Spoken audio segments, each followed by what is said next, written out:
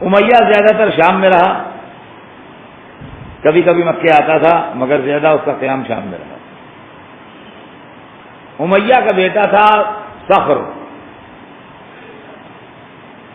امیہ کا لڑکا تھا جس کا نام تھا صخر۔ صخر کے لیے تاریخ کچھ نہیں لکھتی کہ اس کی ایکٹیویٹیز کیا تھی، سوائے اس کے کہ وہ تجارت میں اپنے رہتا تھا اور کاروبار اور دھندے میں لگا رہتا تھا، اور شام میں بھی رہتا تھا اور مکے میں بھی رہتا تھا،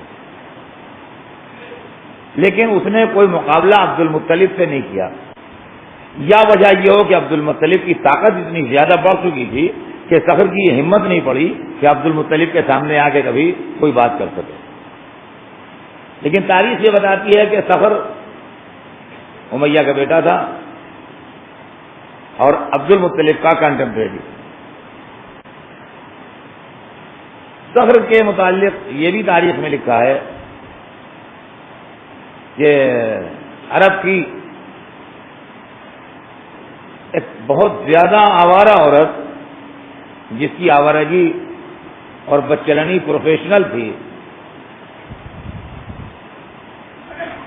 جب اس کی عمر ڈھلنے لگی تو صخر نے اس کو اپنے گھر بٹھا لیا تھا، اور اس کا نام فاختہ تھا۔ اس سے صخر کے دو اولادیں ہوئیں، ایک بیٹا ہوا ایک بیٹی ہوئی۔ بیٹے کا نام اس نے حرب رکھا اور بیٹی کا نام ام جمیل رکھا۔ اس کا بیٹا جو تھا وہ حرب کہلایا اور بیٹی جو تھی وہ ام جمیل کہلائی۔ اب یہ دونوں جو تھے یہ تاریخ کے اندر بہت زیادہ پاپولر ہوئے، حرب بھی اور ام جمیل بھی۔ حرب وہی آدمی ہے جس کو تاریخ میں ابو سفیان کے نام سے پکارا ہے۔ ابو سفیان کا اصلی نام حرب تھا اور یہ صخر کا بیٹا تھا اور امیہ کا پوتا تھا۔ تو حرب جو ہے یہ ابو سفیان کا اصلی نام ہے، نام سے نہیں مشہور ہوا، وہ اپنی کنیت سے مشہور ہوا ابو سفیان۔ ام جمیل بہت پاپولر عورت ہے اور ام جمیل کا نام بھی صبح قیامت تک یادگار رہے گا۔ ام جمیل کی شادی ہوئی تھی رسول کے چچا ابو لہب سے، اور ابو لہب جو اتنا کافر ہو گیا اور اتنا دشمن خدا و رسول ہو گیا، یہ اپنی بیوی کے چکر میں کافر ہوا، اس لیے کہ یہ سسرال سے اپنے میکے سے اسلام دشمنی اور بنی ہاشم کی دشمنی ساتھ لائی۔ یہ وہی ام جمیل ہے جس کے لیے قرآن مجید میں آیت موجود ہے وامرأتہ حمالۃ الحطب فی جیدہا حبل من مسد۔ قرآن مجید میں چھوٹا سورہ ہے تبت یدا ابی لہب وتب ما اغنی عنہ مالہ وما کسب سیصلی نارا ذات لہب وامرأتہ حمالۃ الحطب فی جیدہا حبل من مسد۔ یہ دونوں میاں بیوی اسلام آنے کے بعد بے انتہا دشمن رسول تھے، ابو لہب بھی اور اس کی بیوی ام جمیل بھی۔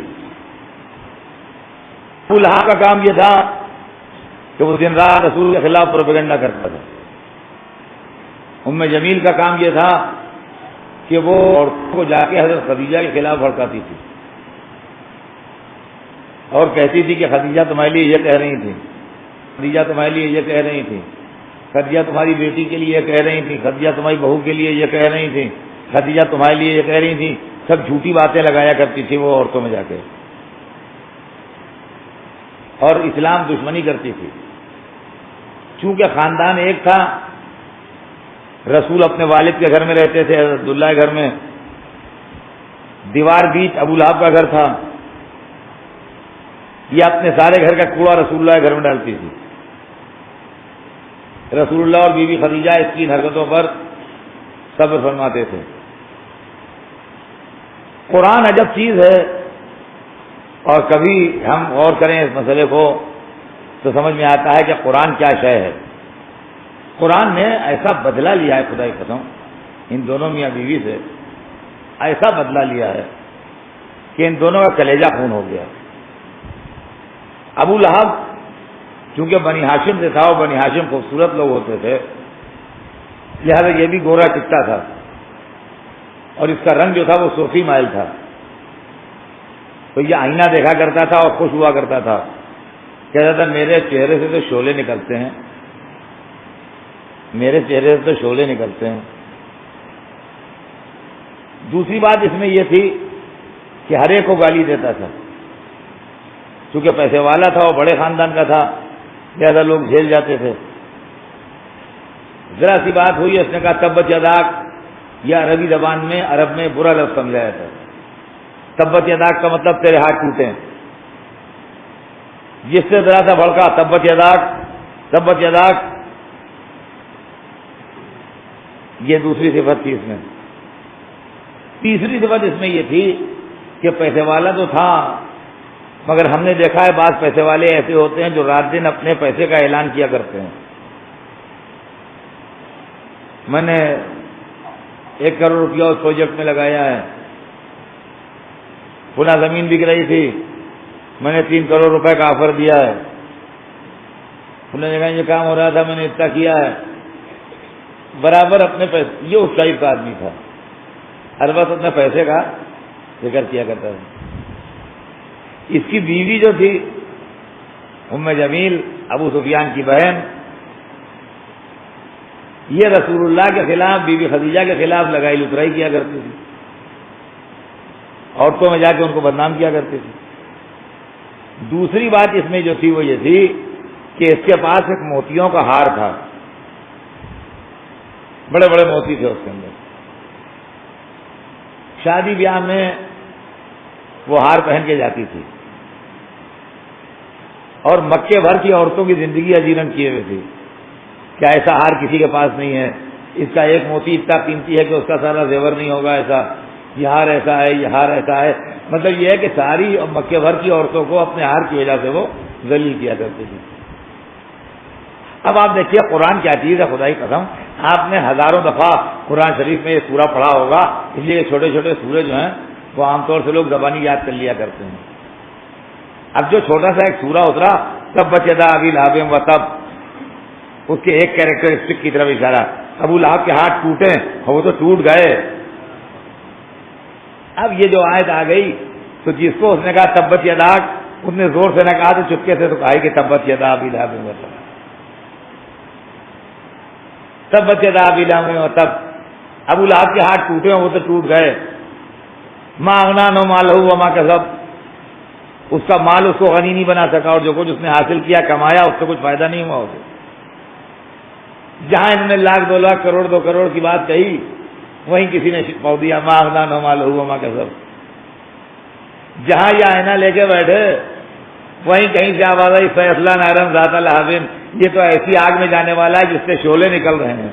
یہ کیا بیوٹی ہے قرآن میں کہ جب تمہارے چہرے سے شعلے نکل رہے ہیں تو شعلوں کا یہاں آبادی میں کیا کام، وہیں جاؤ جہاں شعلے نکل رہے ہیں۔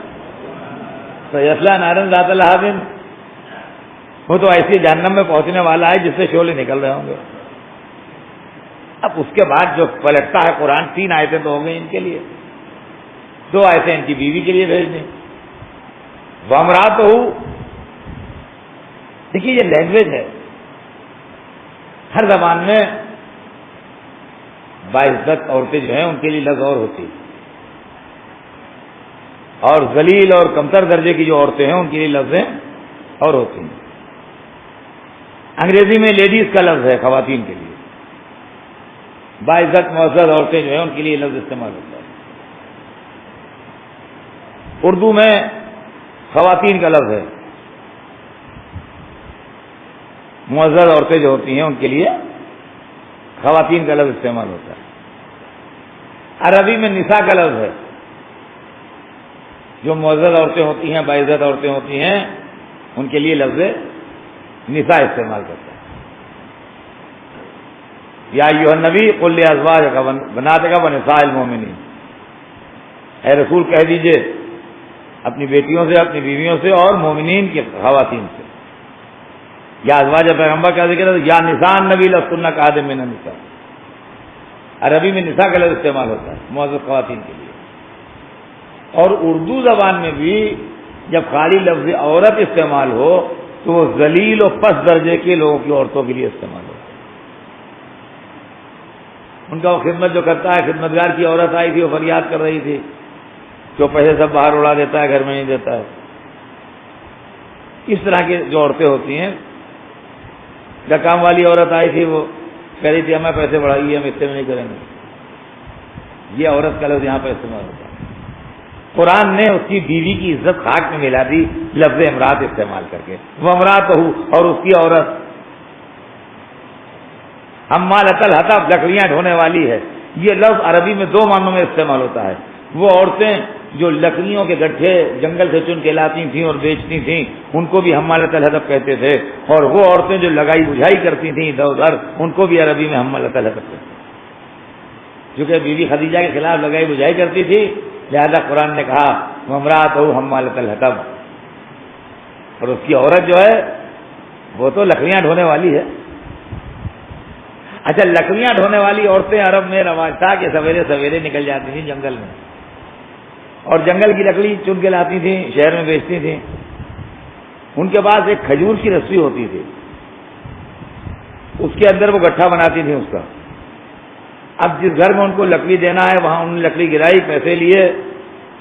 اب وہ جو کھجور کی رسی ہوتی تھی اس کا لچھا بنا کے وہ اپنے گلے میں ڈال لیتے ہیں، اور اس طریقے سے وہ اپنے گھر واپس چلی جاتے ہیں.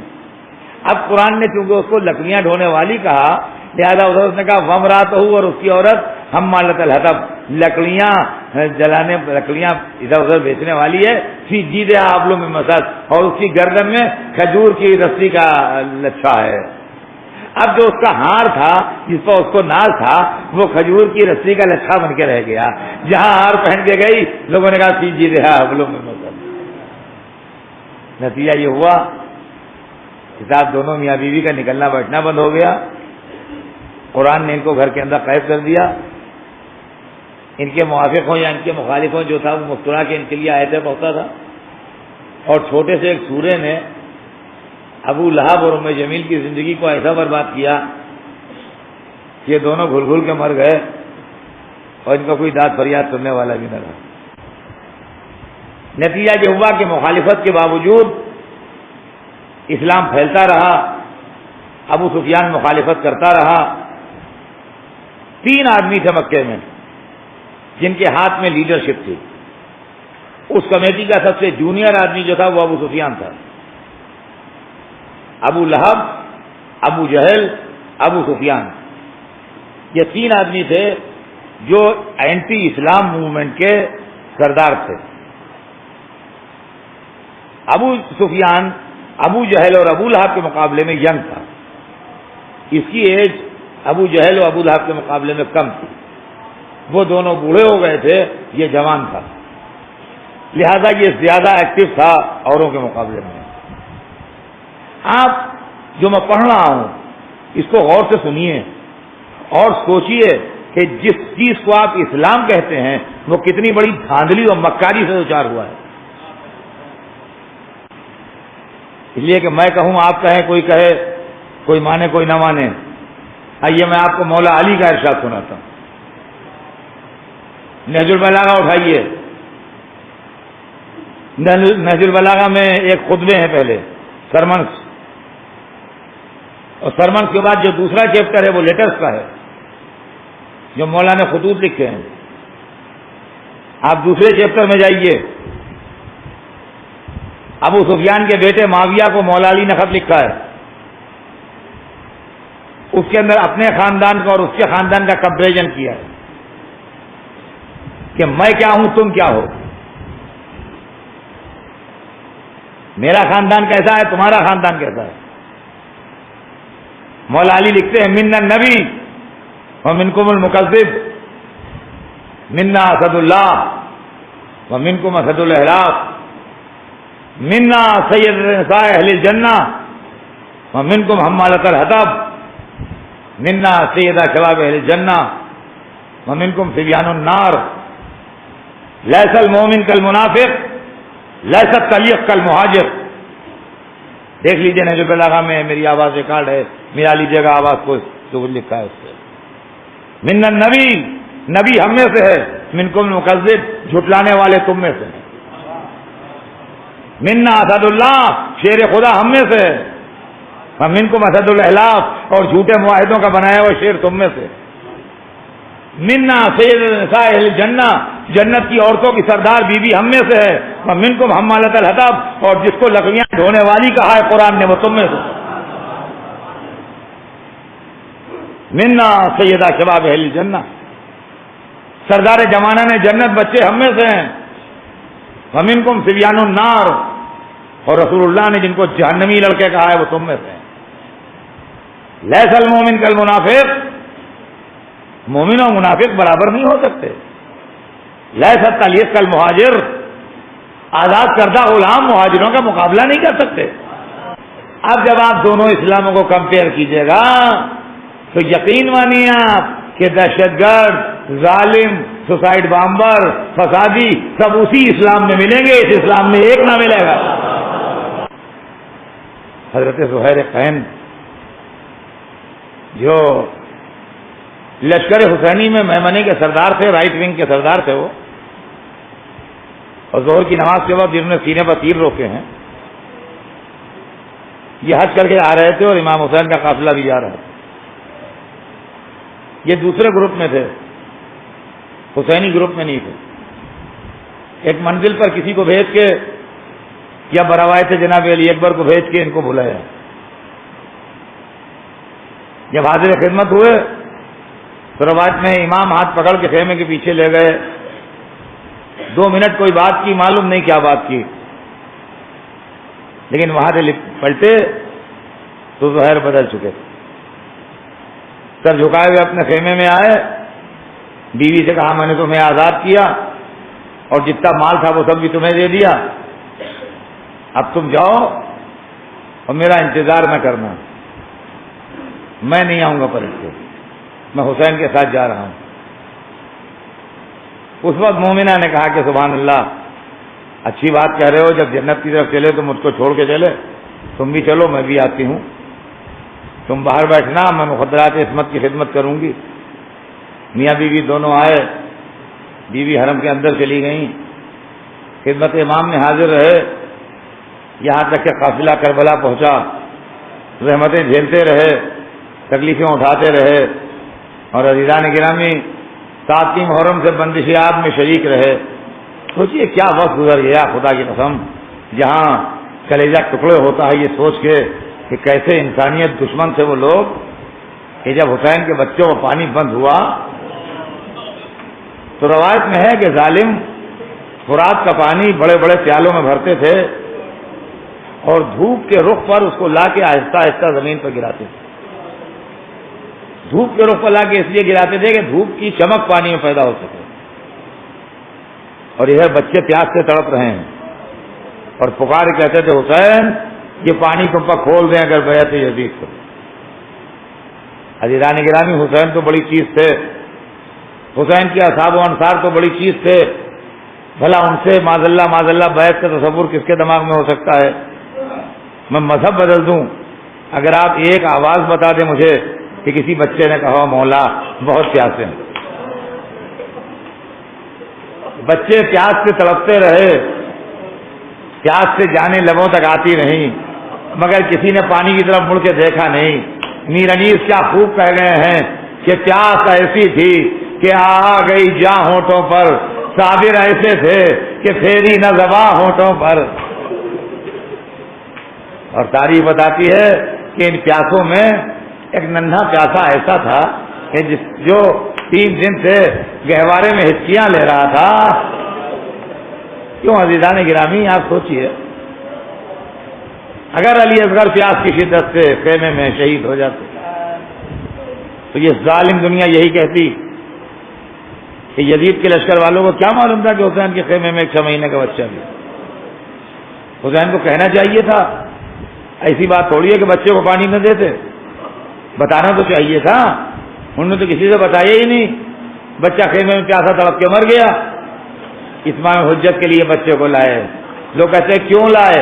اسی لیے لائے کہ ظالم کی سنگدلی معلوم ہو جائے کیا ہے، بچے کو ہاتھوں پر لائے، اگر میں خطا وار ہوں تو یہ بچہ تو معصوم ہے، یہ تو بے خطا ہے، اس نے تو کوئی خطا نہیں کی ہے۔